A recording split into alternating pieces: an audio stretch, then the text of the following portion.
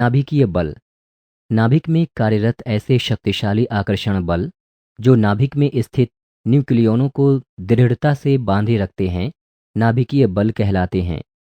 न्यूक्लियोनों का आपस में बंधे रखने वाले नाभिकीय बल अत्यंत शक्तिशाली होते हैं। धन आवेशित प्रोटॉनों का नाभिक में स्थित होना इस तथ्य को स्पष्ट कर देता है। धन आवेशित प्रोटॉनों के मध्य कार्यरत स्थिर विद्युतीय प्रतिकर्षण बल नाभिक को तोड़ने का प्रयास करता है। अतः नाभिक के स्थायित्व हेतु न्यूक्लियोनों के मध्य कार्यरत नाभिकीय आकर्षण बल उनके मध्य कार्यरत स्थिर विद्युतीय प्रतिकर्षण बल के अधिक शक्तिशाली होना चाहिए। नाभिकीय बलों के गुण। नाभिकीय बलों के गुण निम्न हैं। नाभिकीय बल आकर्षण बल हैं। ये बल आवेश पर निर्भर नहीं करते हैं, अर्थात प्रोटॉन व प्रोटॉन या प्रोटॉन व न्यूट्रॉन या न्यूट्रॉन व न्यूट्रॉन के बीच लगने वाले सभी नाभिकीय बल आकर्षण बल हैं। ये नाभिकीय बल लघु परासी बल हैं, अर्थात ये बल अल्प दूरी पर ही कार्यरत रहते हैं। यह ज्ञात हुआ है कि यदि न्यूक्लियोनों के बीच की दूरी 10⁻⁻15 मीटर कोटि की है, तब उनके मध्य कार्यरत नाभिकीय बल अत्यधिक शक्तिशाली होता है।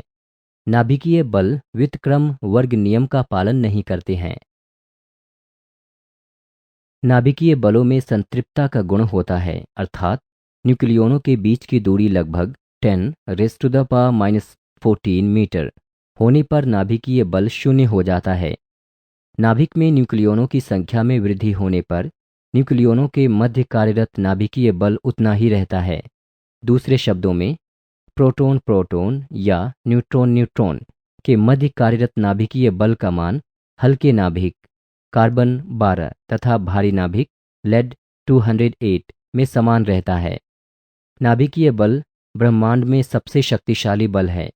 नाभिक के अंदर कार्यरत गुरुत्वाकर्षण Fg, स्थिर विद्युतीय Fe तथा नाभिकीय Fn बलों का तुलनात्मक मान निम्न है। Fg/Fe/Fn is equal to 1:10⁻⁻10⁻38। नाभिकीय बल नाभिक के चक्रण पर निर्भर करते हैं। नाभिकीय बल अकेंद्रीय बल हैं, अर्थात दो न्यूक्लियोनों के मध्य नाभिकीय बल उनके केंद्रों को जोड़ने वाली रेखा के अनुद्देश्य कार्यरत नहीं होता है। द्रव्यमान क्षति। किसी परमाणु के नाभिक का द्रव्यमान उसके घटक न्यूक्लियोनों के द्रव्यमानों के योग से कम होता है। द्रव्यमान के इस अंतर को द्रव्यमान क्षति कहते हैं, अर्थात द्रव्यमान क्षति डेल्टा m = m-a, जहाँ m = नाभिक का वास्तविक द्रव्यमान तथा a = द्रव्यमान संख्या है। बंधन ऊर्जा। जब नाभिक के न्यूक्लियॉन एकत्र होकर नाभिक का निर्माण करते हैं, तब ये न्यूक्लियॉन द्रव्यमान का एक अंश खो देते हैं, अर्थात इस प्रक्रिया में द्रव्यमान में क्षति होती है। द्रव्यमान में हुई यह क्षति आइंस्टाइन के सूत्र E = mc² के अनुसार ऊर्जा में परिवर्तित हो जाती है। यह ऊर्जा ही नाभिक में न्यूक्लियोनों को आपस में बांधे रखती है एवं बंधन ऊर्जा कहलाती है। नाभिक की द्रव्यमान क्षति जितनी ही अधिक होगी, उसकी बंधन ऊर्जा भी उतनी ही अधिक होगी। बंधन ऊर्जा। जब नाभिक के न्यूक्लियॉन एकत्र होकर नाभिक का निर्माण करते हैं, तब ये न्यूक्लियॉन द्रव्यमान का एक अंश खो देते हैं, अर्थात इस प्रक्रिया में द्रव्यमान में क्षति होती है। द्रव्यमान में हुई यह क्षति आइंस्टाइन के सूत्र E = mc² के अनुसार ऊर्जा में परिवर्तित हो जाती है।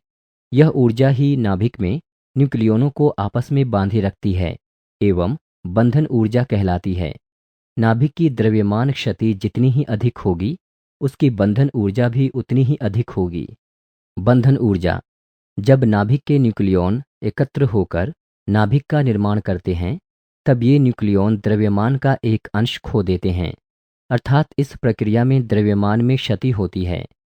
द्रव्यमान में हुई यह क्षति आइंस्टाइन के सूत्र E = mc² के अनुसार ऊर्जा में परिवर्तित हो जाती है।